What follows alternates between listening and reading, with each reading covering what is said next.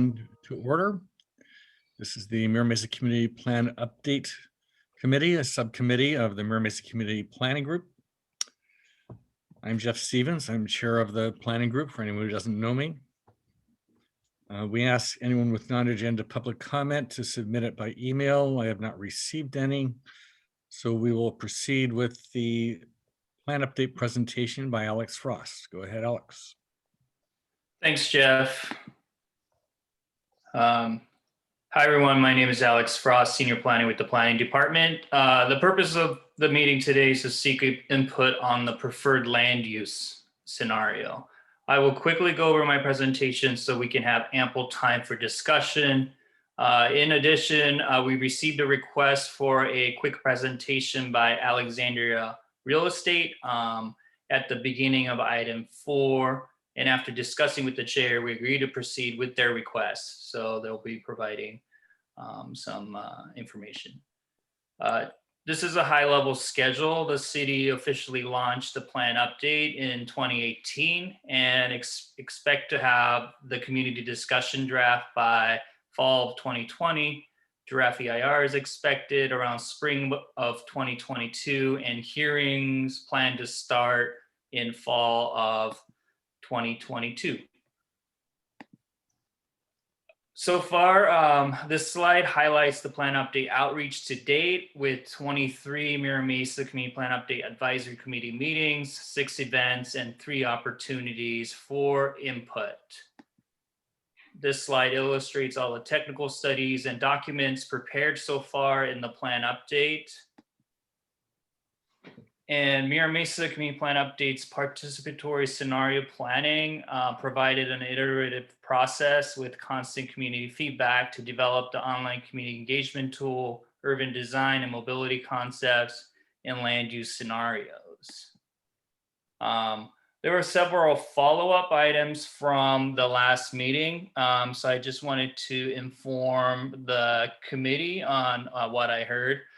First was about MCAS Miramar. There were some concerns about potential height in the Miramar Gateway area. So I talked with Christine Campers, and she reached out to their airspace specialist. And the message I received was that there are no airspace concerns with development in that area up to 100 feet. But any development will still need to follow through with the FAA 7460 obstacle evaluation process. In terms of San Diego Unified School District, there was a request to see if they could do a capacity analysis based on 2 alternatives, but their demographer did not have a sufficient capacity at this time to analyze school impacts for multiple alternatives, but they are willing to start once the preferred land use is recommended. So that was the message. And then there was a request for building typologies, kind of visualizing different density types, building types. So I did send that supplemental material to the committee members, in addition to just refresher information about the innovation clusters.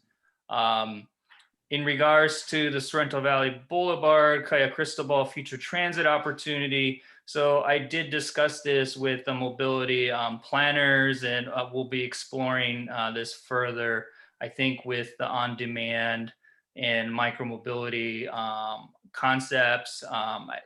So we'll be looking into that once we do refine the mobility networking concepts and analysis. And finally, there was a request to reach out to major stakeholders to hear from them at today's meeting. So hopefully we'll have several of them speak at the discussion. So now moving on to refine land use scenarios, just a quick recap. In yellow is the 17 plus miles of proposed trails, 58 plus acres of proposed parks, and 1 rec center, all in Carroll Canyon area, and then restoration of Carroll Canyon and Creek. In terms of transit network and activity hubs, this is existing and proposed. The gray circle is a 1/4 mile buffer on around potential and current activity hubs. The purple lines are current, existing, and proposed bus routes. And bus rapid transit with dedicated center median lane is planned for Carroll Canyon Road. Skyway connecting Sorrento, Mesa, and Mira Mesa to light rail station. And then commuter rail concepts that Sandag has currently proposed would connect Sorrento to rest of the county.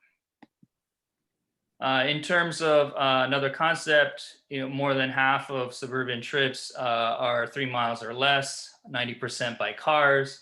So looking at this is a 15-minute walk shed, potential and current activity hubs. And moving on to the scenario themes, so we have 3A and 3B, community centers, transit corridors, and neighborhood nodes, medium and medium high. So in terms of scenario 3A, centers, corridors, and nodes, up in Mercy Road, community commercial and neighborhood village at 44 dwelling units per acre. In terms of Mira Mesa Gateway, community village land use designation and residential high at 54 dwelling units per acre. At Mira Mesa Town Center, community village at 44 dwelling units per acre. And then for Sorrento Mesa, several areas of urban employment village, starting at 54 dwelling units per acre up to 109 for the areas that Sandag has proposed for a future commuter rail station. And then for Miramar Gateway, a combination of business parks that allows residential with community commercial that allows residential 44 to 54 dwelling units per acre. So that's scenario 3A. Moving to scenario 3B, same for the Camino Ruiz and Mercy Road nodes. For Mira Mesa Gateway, this scenario was proposed a urban village designation at 73 dwelling units per acre. For Mira Mesa Town Center, urban village designation with 54 to 73 dwelling units per acre.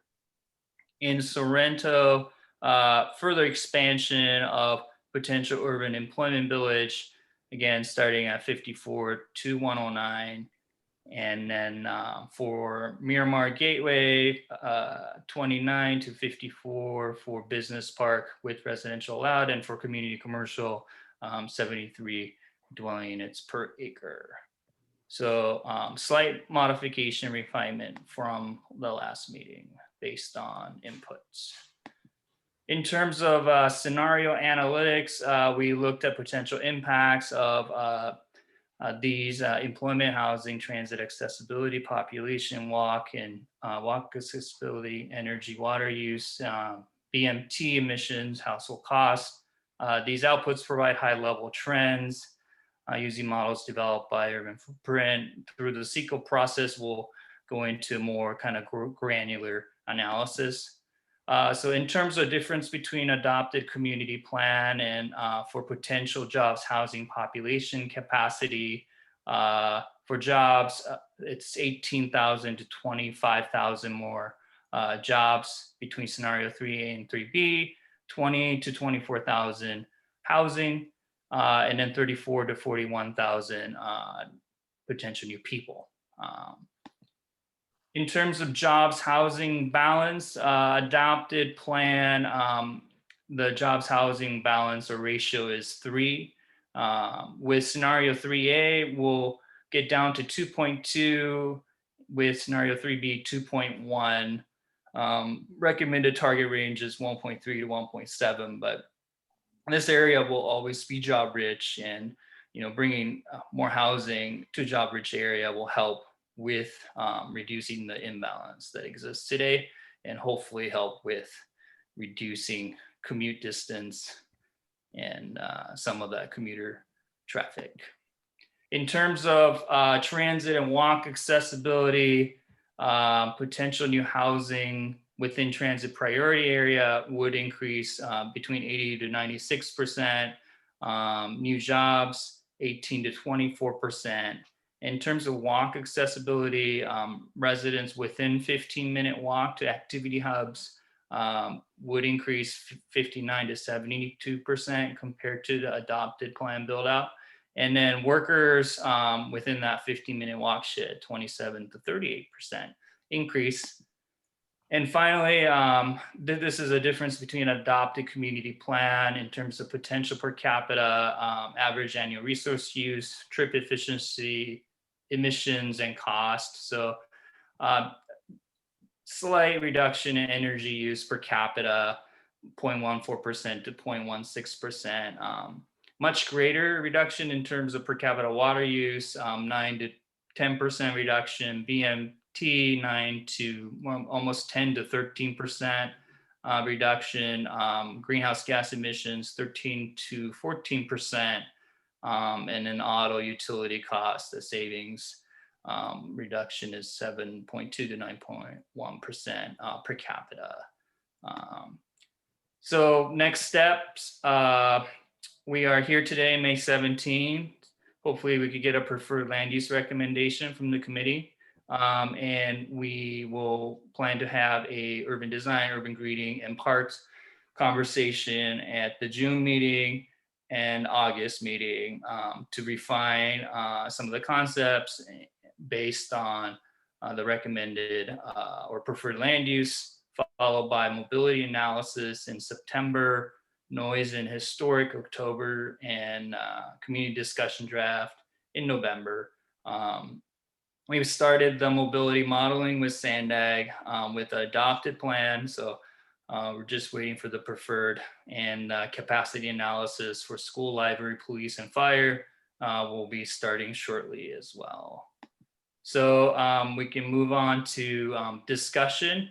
There was a request for a quick presentation by Alexandria Real Estate.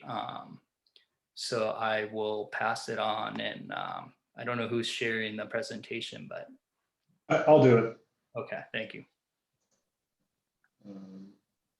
Could I share my screen?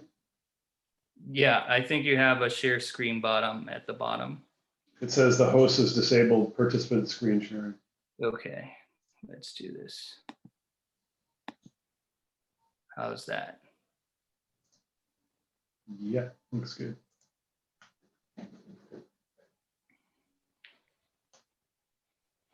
Okay. Yes, so thank you for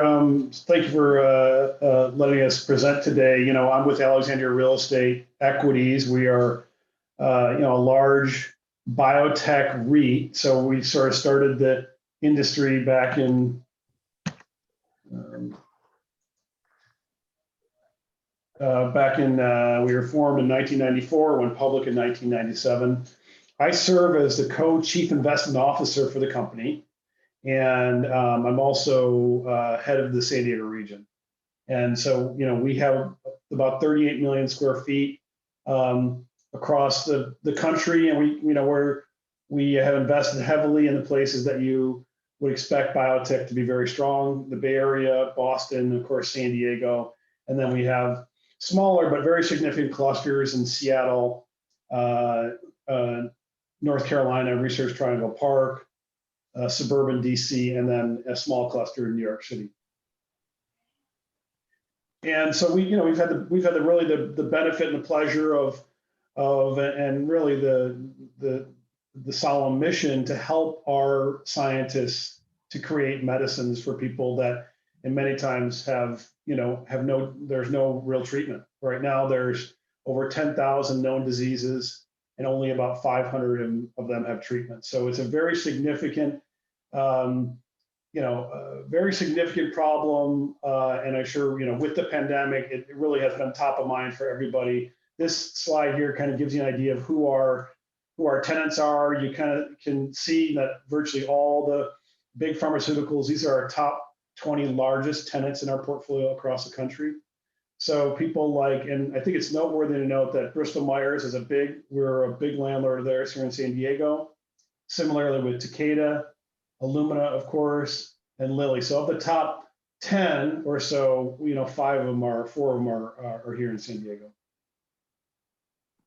And, since the pandemic, there's been just a massive amount of demand and interest in diagnostics and therapeutics to treat COVID-19. And our folks were really proud to see the sort of effort and really, frankly, the results that have, biotech has really risen to the challenge over the past year. And here locally, all these folks that you see on this slide are actively involved with either therapies or vaccines or diagnostics for COVID-19. So very proud to support the efforts that these folks have here locally. So this is kind of how we think about ourselves. And now, not just a real estate. Now, we're obviously a real estate investment trust, so this is what we do, but we also have a very large, very significant $2 billion venture investment fund that we invest directly into companies. We run, one thing that scientists like to do. These are complicated problems, and so they have lots and lots of forums and meetings, and we really are thrilled to be able to host a lot of that. We also have we take our position in the region very seriously. We are all about giving back where we can and to being participating with the community. We've been in San Diego since 1994. This was the first region that Alexandria invested in, and we don't sell. We typically we don't trade real estate very often, only if we absolutely have to. But we're really we really develop and own and then expect to own for the long term. So that's kind of how you can think about us a little bit. Here's our portfolio today, almost 7 million square feet, primarily invested in here what we call the science sector, which includes, of course, the great regions of Mira Mesa, Sorrento Mesa, Sorrento Valley. We absolutely take it upon ourselves to really design for innovation, to have great, fantastic architecture, award-winning architecture. Here's the headquarters of Vertex here on the West Coast that we built in Torrey Pines. Here is an old building that we had, and we repositioned this for BASF. And then it's now part of this overall campus that we delivered in about 2005. We took this old building on Campus Point Drive and created this, and then bought an adjacent building from Qualcomm and built the new West Coast Center of Excellence for Lilly in that building. We built the ground up Center of West Coast Excellence also for Takeda. And this is a proprietary product we have in UTC called Grad Labs. Maybe you've seen it driving along Genesee. It's purposely built for smaller tenants to really literally graduate out of incubators and then to grow and become bigger companies. So it's really an incubator accelerator. And a lot of what we've done is we have over 15,000 employees that work in our building. So we have lots of amenity spaces. We have theaters and gyms and all sorts of stuff that we really hope to create community out of it. You may or may not know that we bought the San Diego Tech Center about a year ago. So we've been actively kind of repositioning that, and we'll have some of these activities going on there. So these days, folks just don't want to be in a building. They want to be part of a place. And so that part of that is, great food, great design, great outdoor activity. So we're really, really a believer in placemaking and have won lots of awards for those very reasons. And lots of sports and those sorts of activities. And as I mentioned earlier, all the meeting. This is part of our corporate responsibility. This is actually a project that I was involved with in the greater Dayton area. We invested along with Google. We built a opioid recovery village. So a really very touching project that we were involved with to try and have an effect on the opioid crisis, which was bad then and has gotten significantly worse during the pandemic. And we're also a big believer in sustainability. And I'll tell you, the way I feel about sustainability is the best way to sustainably develop, in my view, and I think that Alex said it very well, is it's really getting all of your variety of uses, primarily residential and commercial and retail, together in a walkable outcome. I mean, that's real true sustainability, where you can leave the car in the garage. And that also creates great place and great happiness. And so that's part of what we're excited with this new community plan for Mira Mesa, is how we can participate and help you guys think about that. We own the tech center, as I mentioned, this 53-acre site that was originally developed by Jack Nyman way back in the day. If you haven't been out there recently, you've probably seen a lot of stuff going on. We're building a new building for Element Bio. This is the current, this is an old aerial, but this building is now gone. We're building a new building for Element Bio, 170,000 square feet. We have plans for 3 new buildings on site, all of which will be sort of, directed towards our clientele, which is typically biotech tenants. Element Bio will be a competitor, for example, to Illumina. So here's the new master plan. We walked the talk. We'll be building a significant private wellness center that'll be serving the folks on campus. This is where Carl Strauss is. This is where Park Commons is. We'll be taking this small building and converting that to a member lounge. We have a plan to do a small grocery store here, really for on-campus consumption. We have a new conferencing center, and then a series of new buildings that we're building. So we're really going to activate this project.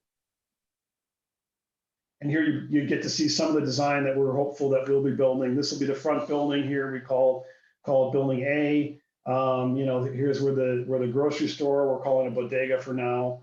But this is the intent here is to provide a way for folks to grab food on their way home. We recognize that despite the great natural resources of Mira Mesa, it's generally considered to be an amenity desert. So we want to fix that for our folks on campus. And I'm a believer today of grocery stores. I think that's where folks want to get home. And can we provide them with an affordable lunch and something to grab on the way home? And so this hopefully fills that outcome. Here's another building we have planned in the rear of the site. This is Building E, where Element Bio is going in. We just did the steel topping 2 weeks ago, so you started to see this photo where my cursor is, and the steel frame is now completed, and we'll be putting the glazing on fairly soon. We've also we're adding a new conferencing center, which will be really primarily for the campus again, but there's really no centralized meeting space on the campus when we bought it. So we'll be adding this really beautifully appointed meeting space for the campus. And so when I look at this, I look across, I look at the land and the planning that's around our tech center. And I think that I know this is probably in your employment village, but this seems to be an opportune place to put residential. Given the amount of between Qualcomm, this is a new biotech campus, and the whole variety of people that are working here, this feels like this would be really well integrated as a residential outcome. So I encourage you guys to think about that a little bit. We also bought what was used to be called the Verge campus. You may remember it being the Motorola campus at one time. So we bought it recently, about a year ago. This is the current condition of the campus. CommScope, which is sort of a successor to Motorola, is still in this building for about another 4 years. And then we just executed an expansion for Google in this building. So they're on campus, and Mira Mesa is their only facility in San Diego. We've had to engage with them several times. They are, very positive and optimistic about the opportunities that San Diego provides. And I will tell you that probably every time we've talked to them, they've asked us about what are the residential opportunities that are in the area. So they really care about, I think they've really gotten boxed out in the Bay Area, have had a lot of problems because they haven't been able to provide enough housing for their people. So they're very concerned about if they expand in San Diego, how easy is it to get housing for their folks? So you'll see that in one of the schemes that we're proposing here is that we've actually taken this, added some commercial space, and then we've added a residential component here in the corner, which I think could be pretty fantastic. And a whole variety of new fun activities, a new amenity building for the campus, a new soccer field, and a bunch of other, great stuff that the tenants and residents of the apartments can enjoy. And those of you that know the campus, it's set on the Lopez Canyon. It's really a beautiful site. So we're really enthusiastic about the opportunity here. This is all aspirational, and our plan is aspirational, but this is sort of how we're thinking about it. And so secondary to sustainability is how can we help the community access micromobility. How do we help you access? We've taken a big bet.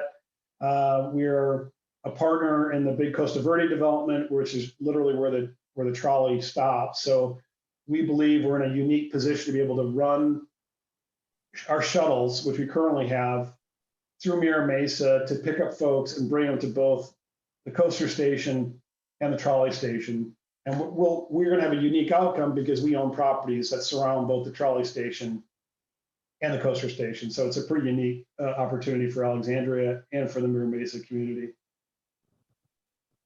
And we threw in a couple of things just to, for the uninitiated, the idea of residential next to, biotech hubs happens all over the country. This is our Seattle region. We own a bunch of property here in the East Lake District, and here's all the residential that's next to it.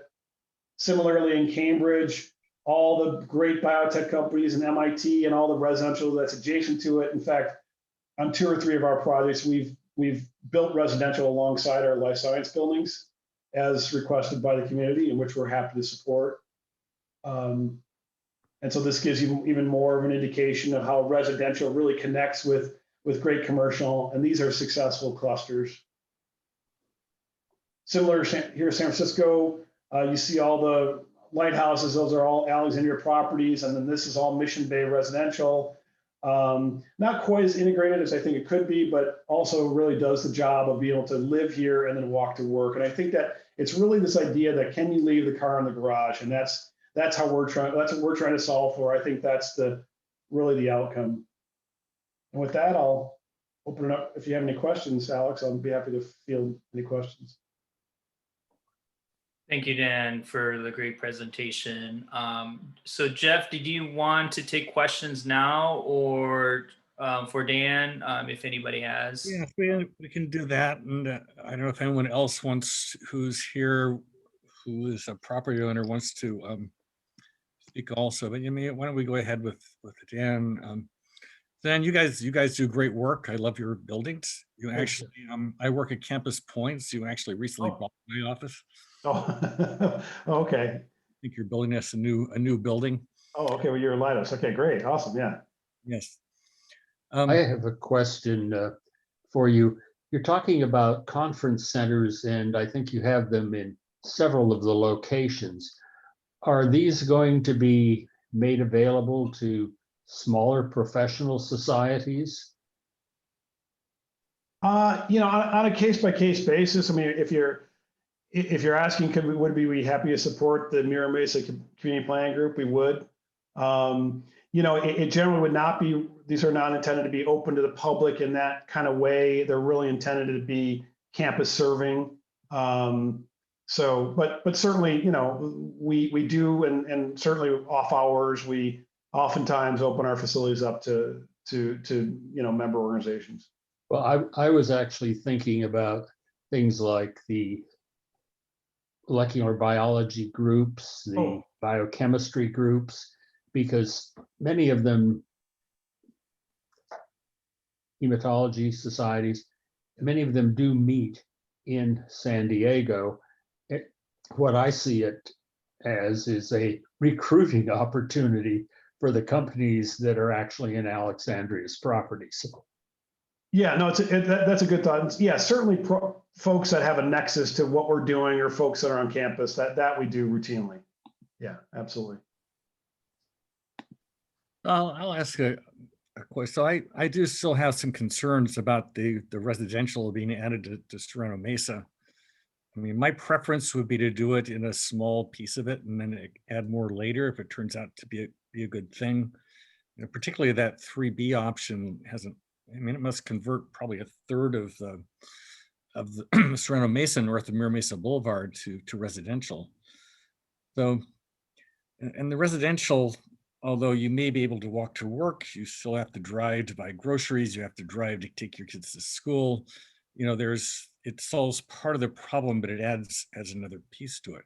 But the other thing is with the industrial, in the past, the last time anyone tried to build residential in Serrano Mesa, there was a revolt by the businesses there. Maybe they've learned better, that things have changed, but they were very concerned that there are incompatibilities between industrial uses and residential uses. Industrial businesses may make noise and lights late at night. That bothers the neighbors. The neighbors then get angry, and the anticipation of that means the businesses don't do that. So do you have any of those sorts of concerns with us? Yeah, I know what you're referring to, and I know that up on Morehouse there was interest in putting apartments there, and I know that it was a little bit controversial, and I know that Qualcomm commented on that back in the day. I'm not sure that those things were real. They certainly, from a life science perspective, are wholly compatible. Is your concern about residential the fact that you would be using acreage designated for commercial that would be converted to residential, and then we'd run out of commercial land? Is that the concern? Or Yes, that's part of it. I mean, you're in Sorrento Mesa, that 3B looked like it was converting about a third of it to residential. So that is a big loss of industrial land to be replaced by residential, unless there are some some guidelines that prevent that. yeah, And yeah, my concern is that what happens is, you like to think the residential is being developed to be compatible with the industrial. They all go together, but what's happened in the past, the way we got Wateridge actually is there's a downturn in the industrial market. You can't sell it, can't do anything with it, so you demolish the industrial and build residential. But then the industrial market comes back up again, and the residential is there now, so you can't get the industrial back again. yeah. No, I think look at those are all legitimate comments and certainly fair. I mean, I think San Diego does have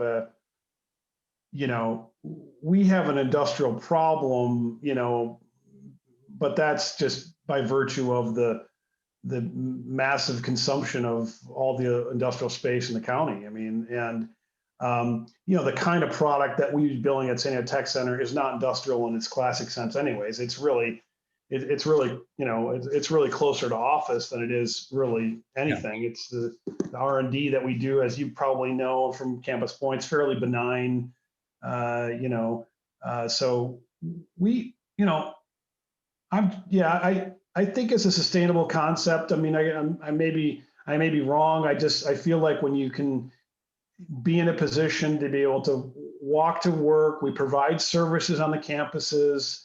The very reason that you mentioned about going to the grocery store, exactly why we're thinking about the bodega is how can we make life better and more green for our folks. And it would seem to me as if you can walk to work and there's a hotel nearby and restaurants around, and they can complement each other. Like when the workers aren't there, they can use it on the weekends and vice versa. It feels like there's a better answer than everyone's getting their car and drive to the residential and everybody getting their car and drive back to the commercial. That's just, that's my view. I'm not pounding on the table about it. We can certainly make it all work otherwise, but I feel like Alex's thought process and the planning is sound. Yeah, and if I can just add that Urban Employment Village is employment focused, so there is no loss of employment land. There is an option to add residential to underutilized parcel, like a big parking lot, for example, right? So it is encouraging this mixed use, and clean manufacturing, all that is still allowed as well. So I think this is like a whole nother paradigm, at least for San Diego in this area, to consider. Hey, so can we get to Lilith and Kyle? I see a lot of people's hands up, so go ahead, Lilith. Hi, can you hear me? Yeah. Okay. Thank you, Ryan. Excellent presentation. You were talking about, the way of the future. That's what this is, we're going forward. So the live, work, play, feel, I think, is the way of the future. And the mixed use is, I think, excellent, especially for Sorrento Valley. We have 5,000 residents in Sorrento Valley, and the housing, we definitely need more housing. So, what you have planned on doing, I think, is for the benefit of the future. I do have some things about the transportation, like Carroll Road, for example. If Dan, you're doing all this building and modernizing the buildings and stuff, is there any way that he could help with Canyon, the build out of Carroll Road? And because the only thing we have in Sereno Valley is the coaster station. It would be great if we could connect it to University City, to, the new trolley, but, so those are my, things, but I'm all on board for the rezoning and mixed use, the housing. I think it's the way of the future. Yeah, I think it's, probably one of the unfortunate parts of Mira Mesa is that, I know you guys are trying to revise history at this point, but it did get overlooked with mass transit. I think the way for us to best do it is to serve our campuses with our shuttle system that can take you to the trolley. I think the trolley is going to work. I don't know if, I think if people get on the trolley and then get up there and be picked up regularly and quickly with a shuttle that would take you to Mira Mesa, I think we can make it work in both the Voight and the Costa Verde stations. I feel like that's going to be a powerful thing. The problem with, I think, the coaster is it's a mess already. So like sending a shuttle in there doesn't help it that much. My view is, unfortunately, I think the coaster just needs to be moved to a more accessible spot. I mean, it's not a big deal, and we'll try to do what we can with mass transit there. But I do think the coaster is going to be a stronger outcome, frankly, than the All right. coaster. By Okay. trolley, did you mean the Skyway or? Well, at the moment, before the Skyway would be considered, just getting to the coaster is, having a shuttle service on the coaster is a little bit of a mess because that intersection's a mess. So You just mentioned trolley, and we don't have one here. No, in University City, the trolley is going to be opening soon. And it would be nice if Sereno Valley could connect to the new trolley that's going to be opening. So he's just mentioning that the shuttle, he's going to have from Campus Point shuttles going through Sereno Valley, Mira Mesa, to pick up people in Sereno Mesa and drive them around. Can we, Justin, you had your hand up. Yeah, thanks for the presentation, Dan. That's really insightful. I have a question for you, but I just want to make a comment regarding what Jeff's really getting at, which is prime industrial land versus non-prime industrial land. And, perhaps even some of the prime industrial land that's been designated with the overlay needs to be looked at carefully. And we need to look at the uses carefully in all of those sites. And really, there's a lot of service and not a lot of really true industrial. There's some light industrial. There isn't really heavy industrial. So while we have to be careful about hazardous materials or large trucks going in and out next to residential, or if they're going to be located on the ground floor of residential, I think it can be handled carefully with some restrictions on uses for industrial in a particular area if a property owner decides to build residential. But of course, we also need to look at what's working on those properties now. So I don't think that anyone's proposing that we just wipe all of these retailers or industrial showrooms or service guys or light industrial guys out of Miramar. That's not what we want to do.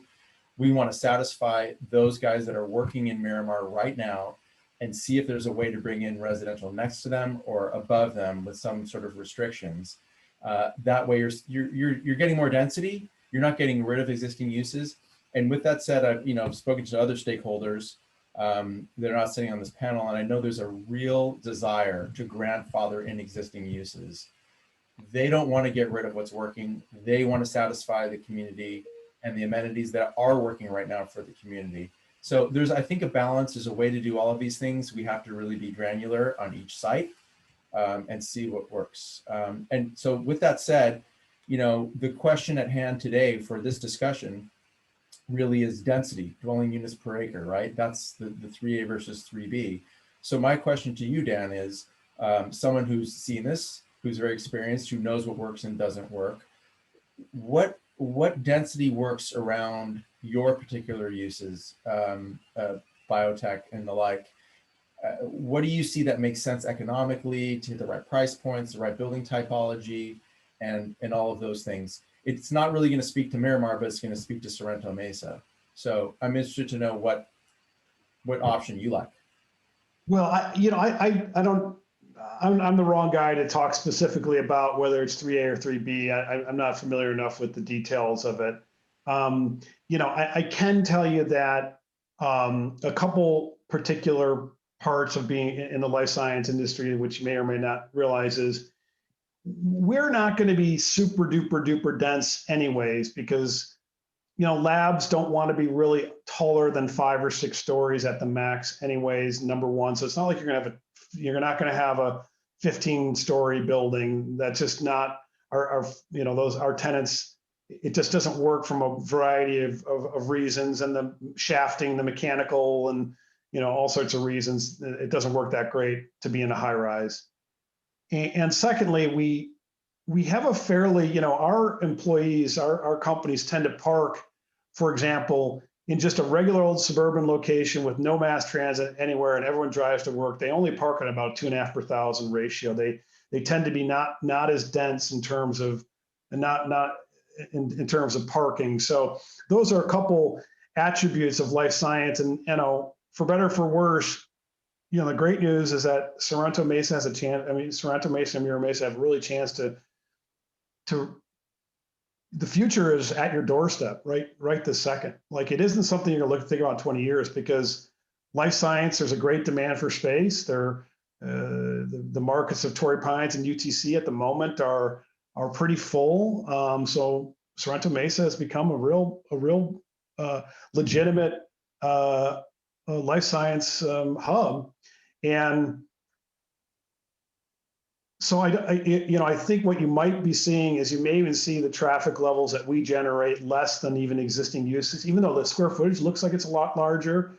We really just don't generate the traffic, as I mentioned, because of the way that we build and the type of density that we have in our buildings. So I think you'll see that happening. And I think there's a fairly robust interest from our companies to be able to have residential close by. There's this is a international industry where they recruit people not only nationally but internationally, and to bring them in and to put them up into an apartment, and not have these families have to worry about where they're going to live. I think that's a pretty strong thing. So I would say probably that, just off the top of my head, from what I could tell from the iteration, probably the more dense outcome that you guys have proposed is the stronger one. Thank you, Dan. So I just want to allow other stakeholders, participants to provide their feedback. So if anyone wants to raise their hands, we can allow for that. I think I saw Joe had his hand up, but I think rather than the panelist side, he should be a panelist. Joe should be a panelist. Let him be. So I'm gonna allow Kyle Earthner. I'm gonna allow you to talk. Go ahead.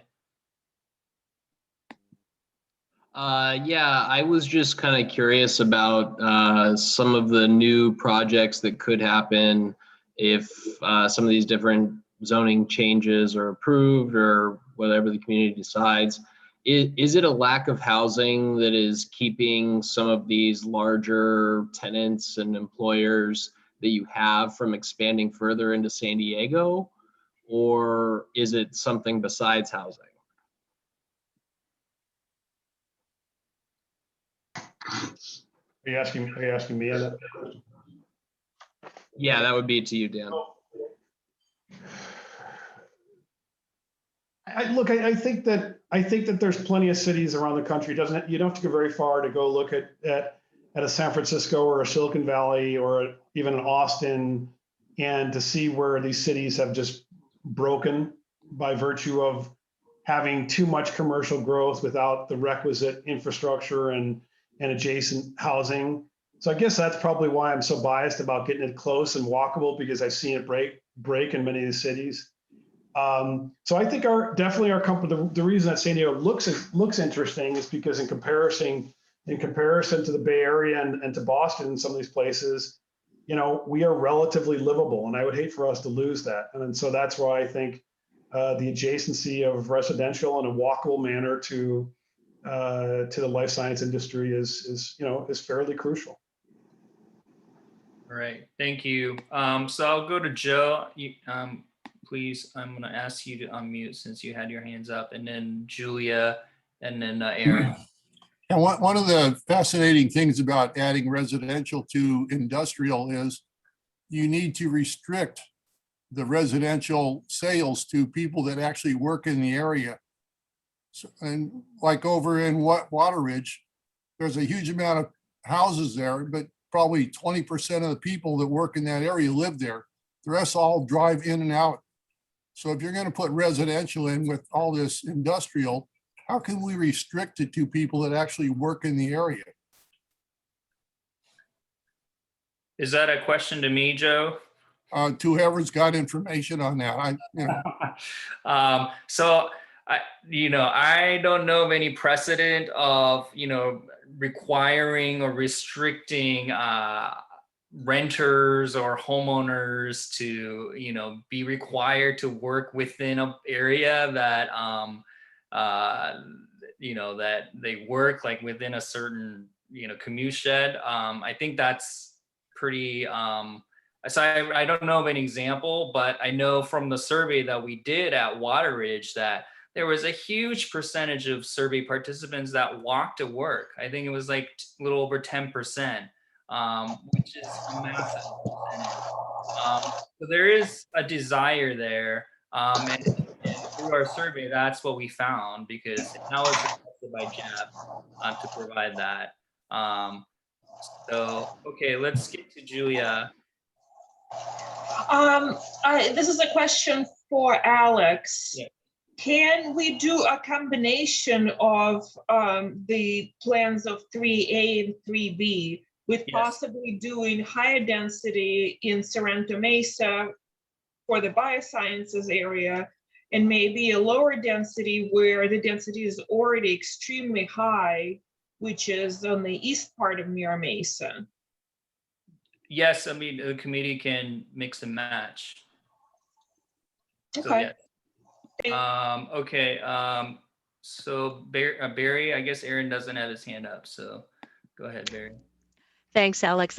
Just listening to the previous questions and one that Justin brought forward.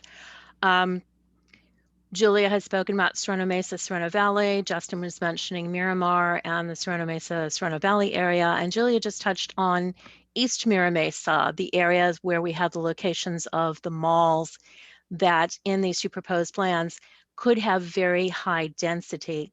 And one of my concerns is that when you're changing up the zoning to allow this higher density, we all know that malls currently have an ability at a certain level of housing as they are zoned now. If you lose some of the historic perspective on the zoning that exists now, I've seen situations occur where the zoning changes, and years down the road, when the old zoning's kind of out the window and the people who were there when these changes were made are no longer available, you find that some of the things put in can affect the way future development happens. I know I've seen it personally in a residential situation where zoning was rewritten and the folks writing it were familiar more with more modern housing stock than the housing stock that existed in the area from earlier times, and almost accidentally wrote a zoning code that would have houses moving 20 feet back anytime they changed anything.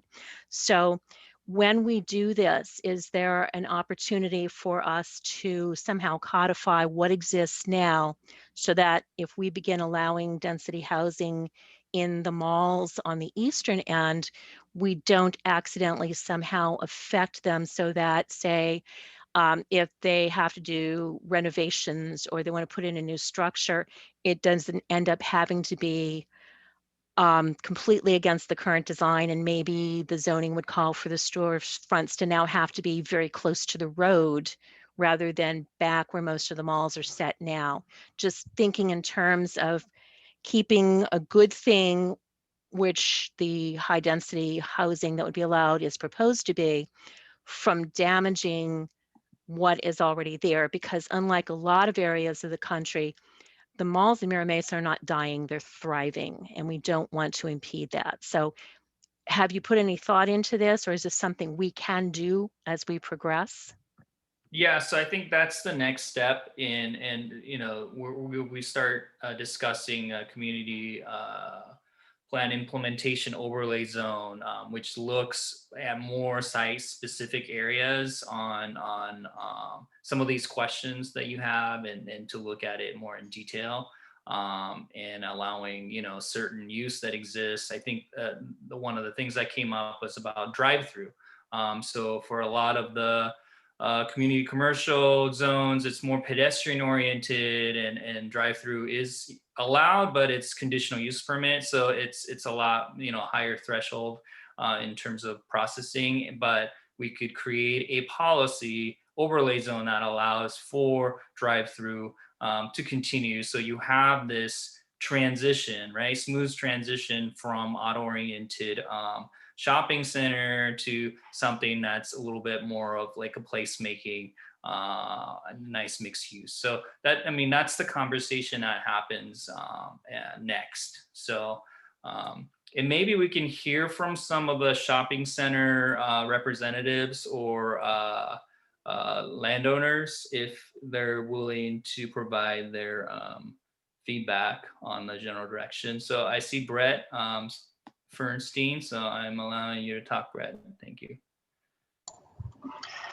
Thank you very much. Really appreciate it. No, we're very excited to see what is going on in the Mira Mesa community. I think it's an amazing opportunity to modernize, update, and do great things. And what we really just want to make sure is that the good intentions come to fruition, and not unintended consequences derail thriving centers, thriving businesses. And so I know it's not today's vote between 3A and 3B, but it's something that really needs to be considered as we do this and take the next steps to make sure that our shopping centers can continue to thrive. Luckily, as Barry said, that things have been very good there lately. And with the change in some of the upzoning, it creates different CC zones that have a completely different standard set, which would not allow the existing centers to operate as they are today. And so, we really appreciate that flexibility to put in residential over the next, 5 to 20 years. But, we want to be able to do it when the market says that it's appropriate, when the, commercial isn't doing as well, when it's not, when the community isn't utilizing the existing centers, but rather, maybe things will change where those aren't the same. And so, thank you. And so we do need to, put in residential, and want to be able to do so in a way that makes sense and not have to cover, a lot. Right now, we have to do a certain like 20% lot coverage. In the updated zones, it goes to 35%. And so that doesn't work for an in and out. It doesn't work for a Target. It doesn't work to put a Target right along the street. It needs to be set back so that people can park in front. And so there's just a lot of details that we would like to, really think about and make sure that, the unintended consequences, are helping our community, or they're not detrimental to the community. Thanks, Brett. Is anybody else from the large shopping center? Yeah, I'd like to. Oh, Harkish. Yeah, go ahead, Harkish. Yeah, hi. I think it's a good idea to do mixed use village type because there is a different economics and dynamics in residentials. There are demographics can afford high end with the biotech and tech apartments, while the other lower level apartments and affordable will go out to Miramar area and other places, where the demand is lower. But right now there is no apartments on Miramar Gateway. And I think that can provide some more affordable housing if we allow 54 to 73 units. And most of the parcels in Miramar Gateway are very small parcels. So it's difficult to build large project anyway, but somebody can consolidate, 2 acres or 4 acres parcels and can bring retail, which is changing constantly basis. And this is going to be done over the next 30 years. And the cost is rising for constructions and everything else. So it's the market is going to dictate it. But to fix something right now and keep it, that doesn't work. So I think you have to look at long-term view on this one. And I think Miramar Gateway is an ideal where you still have a lot of no housing very much on that corridor. Okay, thank you. So I think we have Megan Concanon and Pat Batten from Mira Mesa Market Center. If you, I don't know who wants to speak between the two. I'll just, Patrick, allow you to talk. And I don't see Megan here. Okay, Megan may not have been able to get on with us today, but appreciate the opportunity to talk with everybody here today. With Mira Mesa Market Center, we have been directly monitoring this situation because it will impact that property, and we've appreciated the communications with the staff as well as some of the members of the advisory committee here and discussing it.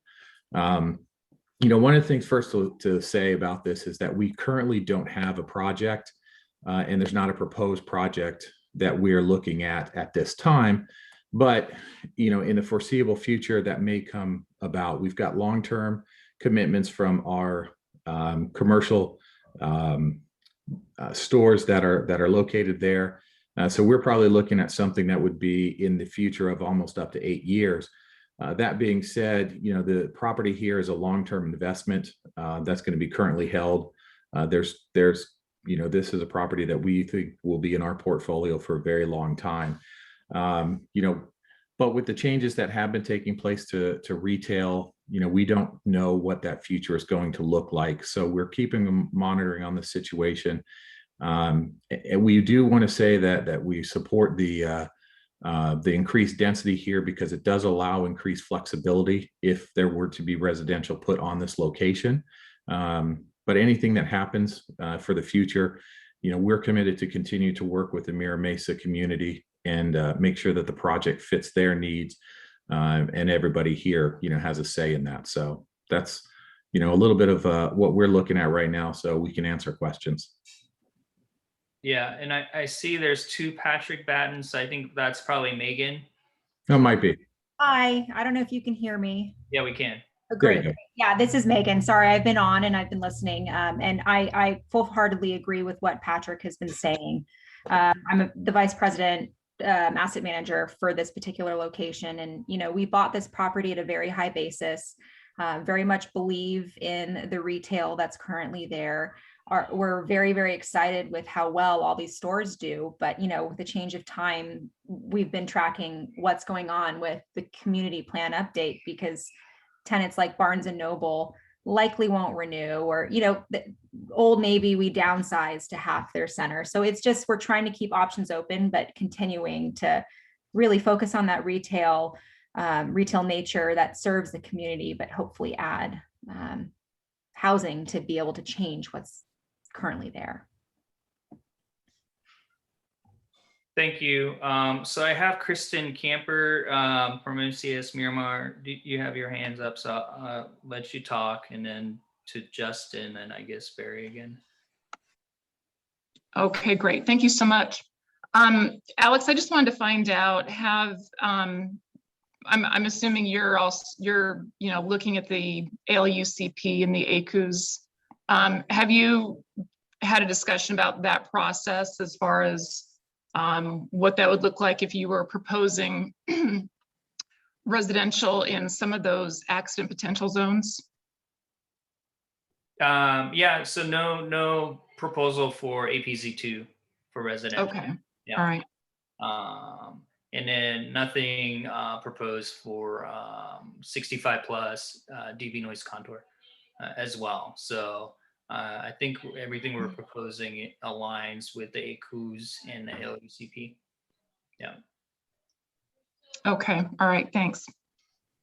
thank you. Justin? That's a great segue. So Joe made a really good comment earlier. We need housing that those folks that are working in the warehouses can afford to live in. So the way I see it, the only way to make that happen is with higher density in Miramar. And that's also for the military as well.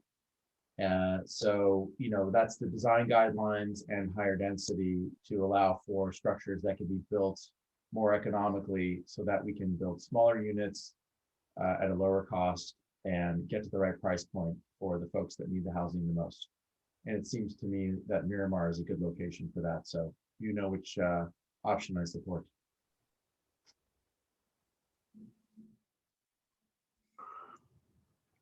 Thank you. Anybody else that wanted to, what about Brixmor representative Kyle? Did you want to say something about just Brixmor's concern or anything? So I'm allowing you to talk if you wanted to say something. Can you hear me okay, Alex? Yeah. Yeah, just briefly, appreciate the opportunity to be part of the process. Brixmor is a retail property owner, and we're committed to maintaining the retail nature of the center. But we do appreciate the opportunity for a residential potential over the next 20 or 30 years. So we're currently committed to the retail nature of the center as it is now. Thank you, Kyle. Is there any other questions or concerns? So Jeff, I guess I'll pass it on to you on how the committee will make the recommendation. All right. So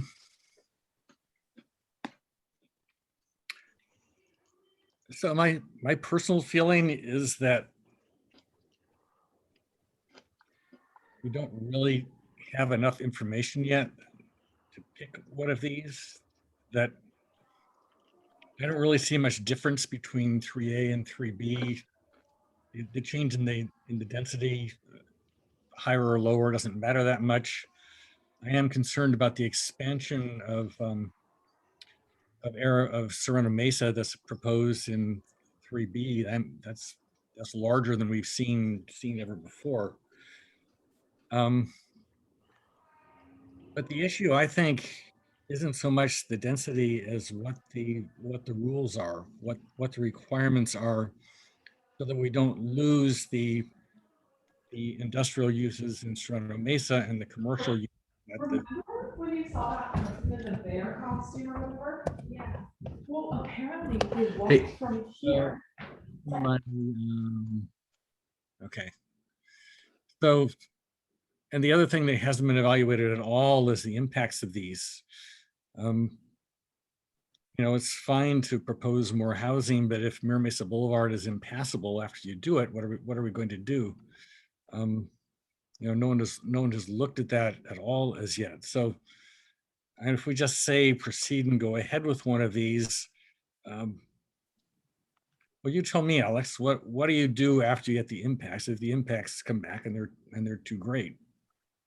Yeah, so there is opportunity for refinement in the future. We just need a general direction from the committee so we can actually take the land use. So for modeling purposes, and then for, you know, doing a site specific building typology analysis and start looking at different, you know, urban design concepts and examples.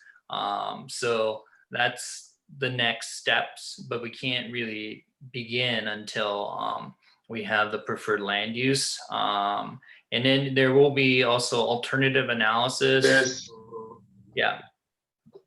Whoa. So there will be option for 3 scenarios. So adopted, build out for modeling, preferred, and then 1 alternative. That's what we have budget for. So those are kind of the comparison to identify, potential mitigation strategies and all that. So, I mean, the land use can be refined in the future process. It's not set in stone at this time. Craig? Yes, I would like to sort of echo some of what Jeff is saying, particularly with regard to timing of development of the arterials, be they the Skyway, be they a alternate location for the coaster, because unless those precede some of the build out, we're going to exacerbate the now almost intolerable at sometimes traffic on Mira Mesa Boulevard in particular. And although one can hope that Carroll Canyon Road will alleviate some of that, I'm not sure that that'll be the case because, of course, Carroll Canyon Road is going to be feeding 3 routes, and then it will be feeding Stone Creek after that. Question that I have for Dan Ryan is there any plan for underground parking or parking that basically addresses this lag time for the other sorts of transportation that your shuttles would serve? Well, yeah. I mean, we'll have new structures at both the Verge project and at San Diego Tech that'll have 2 levels of subterranean parking. Okay. And another question for you, Dan, which is just a trivial practical one. Is your presentation available to us so that we can look at it and think about it? Some of us think more slowly these days. It would be helpful if it could be posted along with the other presentation. Alex usually posts these on a website after the meeting. Yeah, I'll forward this to Alex. Let me just scrub it and make sure there's nothing in there that is super sensitive, but otherwise I'll send it along to Alex. Thank you. Yeah, so, the committee has the opportunity right now, because if you delay the making recommendation, this will delay the modeling process and then the whole plan update. I mean, if there is a need to, really think through and make a recommendation at the next meeting, I mean, that's open, or the committee can come with their own recommendation. That's a combination of, 3A, 3B. But I think, we've been now doing this plan update for 2.5 years, 23 meetings. So I think we need some sort of recommendation, ideally today. All right, Alex, I would be happy to go forward with something that is a hybrid between 3A and 3B. I'll leave it to your judgment as to what the densities might be for the purposes of the additional modeling, because I think that modeling will be informative with regard to some of the concerns that we have. I might say, though, that although we've had 23 meetings, some of us don't live planning day to day, and thus there are still some questions, I think, that arise, but I appreciate the fact that we've had presentations and commentary tonight that actually help us understand what the property owners, who are truly the vested interests in going forward and making the community what we would like to see it. Mm-hmm. Yes, Ian. So we have, if I'm correct, we're going to be choosing between 3A and 3B.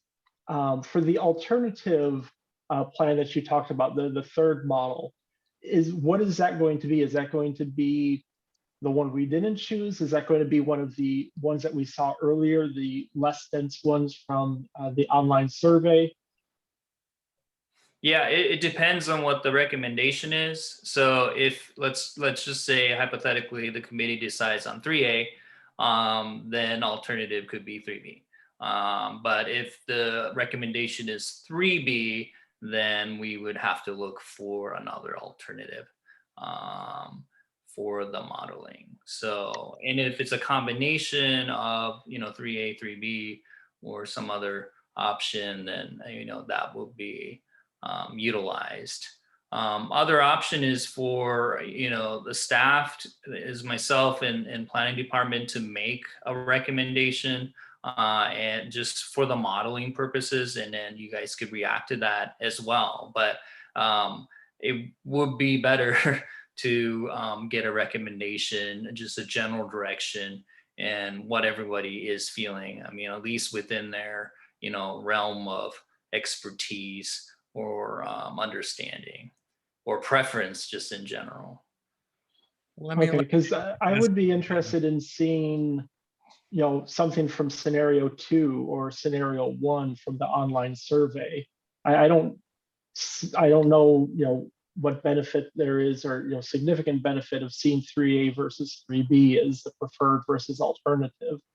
And I'm curious as to why, for 3A, you would use 3B as the alternative, but if we choose 3B, you wouldn't use 3A as the alternative. Mm-hmm. Yeah, so that's up to the committee's discretion, to make their recommendation. Yeah. Okay, thank you. Yeah, Mary or Harkish. Yeah, so I think for the Little India project, which is a small project and it's been there for a long time and it's supporting a community. And I think it's going to bring more housing for the area that needed for the low or the affordable housing, what I call. So I think if we preserve the Little India along with the retail and 3 or 3B, but I think it needs to, in order to be affordable, you got to have higher density. And I think we prefer 70 units plus density. Again, it's going to be limited by the cost of constructions and what the affordability is going to be and the height limits, So I think that will work in the Miramar Gateway area, where there is no housing, and I think can support UCSD and all the USC University campus and Miramar campus. Thank you, Mary. Go ahead. Well, I just want to say that Qualcomm is shifting to a more higher density work environment, where we are not assigning spaces and offices, but rather letting people come in when it's convenient for them or when they need to work.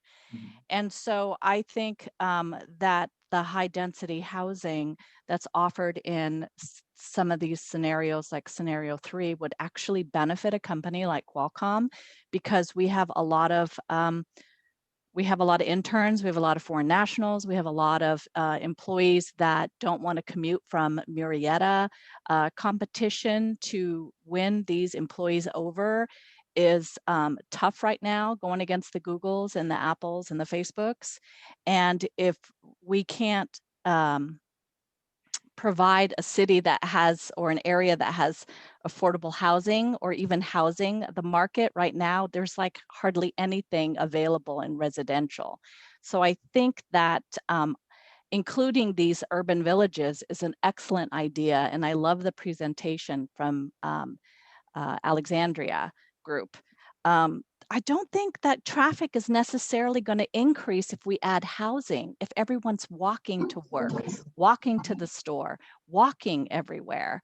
I think that we think because of high density population that we're going to have more traffic, and I don't think that's the case.